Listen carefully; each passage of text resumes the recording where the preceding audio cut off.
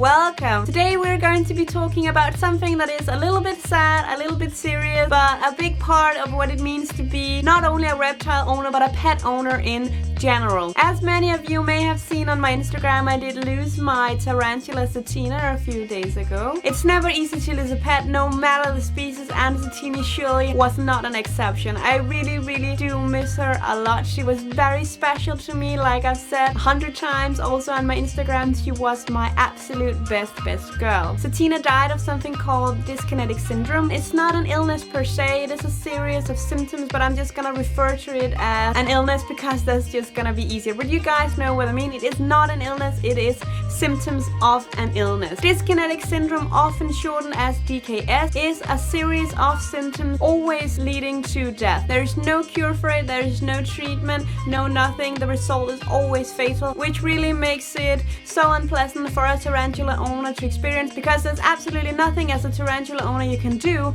if your tarantula starts to show sign of DKS. The signs of these symptoms is that the tarantula starts to walk in jerky movements, like it can't really coordinate how all of the legs is moving, and it loses appetite, it doesn't eat, and this inability to walk just becomes more and more severe as more time goes on. So in the beginning it wasn't a lot. I mean, when Satina was walking, I would just occasionally see her jerk a little bit. I didn't think much of it at the beginning, but I was kind of thinking that maybe she was getting ill, and I remember I talked to Timmy about it and I said to him, I think there might be something wrong with her. It was almost like from one day to another. The first day I would just see like small jerky motion, and then the next day it was like that she could not walk at all. As you can see in this video, it's impossible for her to coordinate all of her legs, and she's just walking around not knowing what to do with them. Of course, you should never ever annoy a tarantula that is in deep stress, as I can imagine that Satina was. What I did was that I blew quite gently on her to make her move, and if she had been healthy she would just simply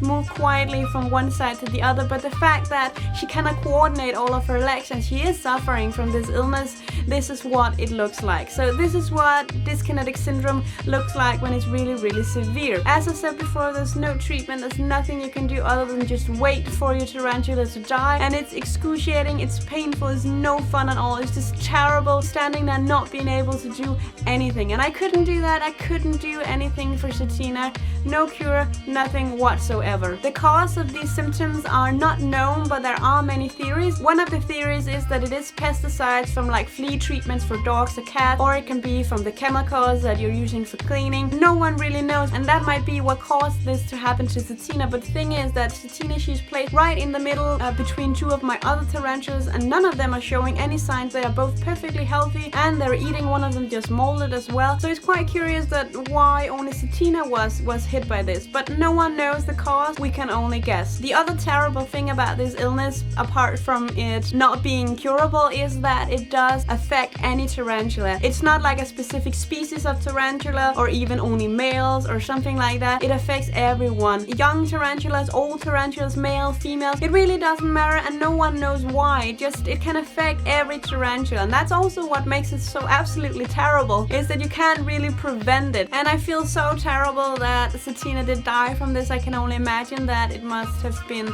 unpleasant, it must have been painful. If she is able to feel fear, I'm pretty sure that she would be very scared, and it was just terrible to watch. Satina, as I talked about before, she was my absolute best girl. I bought her 2 years ago at the Reptile Expo in Ham. I went to the expo knowing that I was looking for a new tarantula, and had done some research on these Grammostola pulchribus, as they're called, and I knew that I really wanted one of these guys. First of all, they had this docile temperament, they were looking absolutely beautiful with the yellow golden stripes down them, and also they did grow to be quite big, so I was quite fascinated about them. I remember I was just running around at this expo looking at all the different spider dealers, or what do you call them, looking for this tarantula, and I couldn't find her anywhere. And then I'm standing with this guy who is selling tarantulas, and I asked him and I said, do you have a Grammostola pulchribus? And he just kind of like puts his hand underneath the table, and then he just lifts up Satina in this big box, and I look at her and my eyes just go like, oh, I need this. And then of course I brought her home. And this picture is actually from when we got home. I believe it's just like, I don't know, minutes after we literally walked through the door. I just had to hold her, I had to check her out. So this is the very first picture of me and Satina. Satina, she did teach not only me but a massive amount of people that tarantulas are not to be feared, they are to be respected, but they are not to be feared. And of course she did also teach me to love tarantulas as much as I do now. I'm so gonna miss her. She was really very, very special to me. I am going to the Reptile Expo in Ham again this September, and I've been thinking about if I should get a new one, but you know, I don't want to just get a new spider. I mean, I want Satina. She was very special to me. So I don't think I'm gonna buy a new one this year. Maybe next year, or maybe when I'm ready for it. Right now her terrarium is still up there and there is no one in there, and it's gonna stay that way. It's gonna stay empty until I feel comfortable letting someone new move in there. But for now, I'm just gonna miss her so much, and then hopefully when I'm ready I will get a new one. We did decide to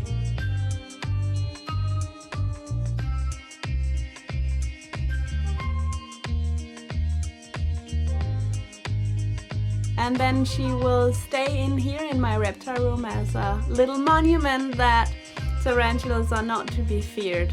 They are to be respected and to be loved. So in some ways, Satina, she's still gonna stay with me. As a final note, guys, I just want to say that I am so thankful for all the messages and all the support that you guys have given me. I received so many wonderful comments on the pictures that I've posted of Satina's, and seriously guys, I couldn't ask for anything better. You really helped me get through this. I know it can sound a bit silly, or it's just a spider, but to me she was something quite special, and all your kind words, all your support, it meant so much to me. I really want to say to you, I didn't reply every one of you, but I just want to say here in general, I'm so thankful, guys. Thank you so much. It really does mean a lot to me. Absolutely. Thank you, guys.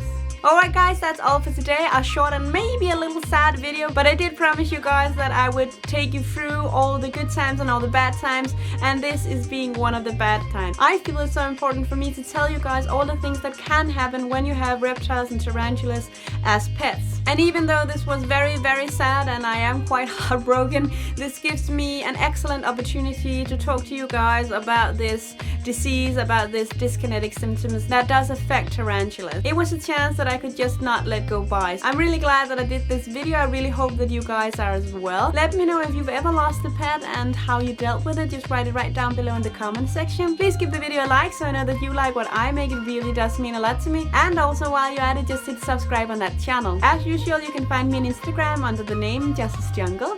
Thank you guys for now, and bye bye.